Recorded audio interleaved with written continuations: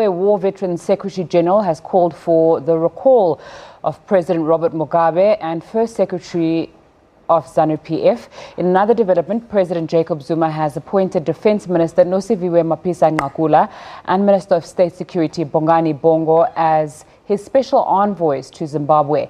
The president spoke to President Robert Mugabe earlier today, who indicated that he was confined to his home but said that he was fine. Pretoria is also in contact with the Zimbabwean Defence Force. President Mugabe is reported to have been under lockdown in his property for the past 2 days. This follows pronouncements by the army that it's targeting criminal elements around him. But he is still Commander-in-Chief and Head of State. The SABC has also reliably been informed that Zimbabwean Higher Education Minister and longtime Mugabe ally Professor Jonathan Moyo is also under house arrest.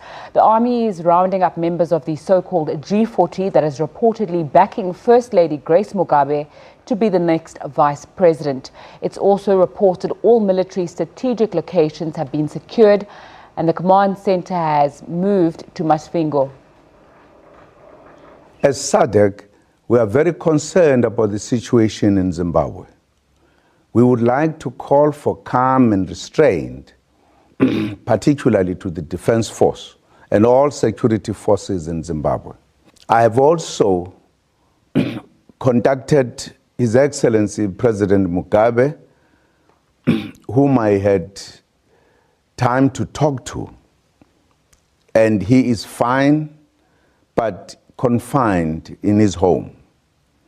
I have also managed to get the briefing about the situation in Zimbabwe, but of course, given the seriousness of the situation, I've taken a decision to send an envoy to be able to contact the leaders of the Defence Force who have undertaken these operations, but also to meet with President Mugabe so that we have a more clear picture of what is happening in Zimbabwe. I will also be sending an envoy to His Excellency President of Angola to brief him as the chairperson of the organ of SADC on peace and security, so that there is a closer interaction between us and the Zimbabweans.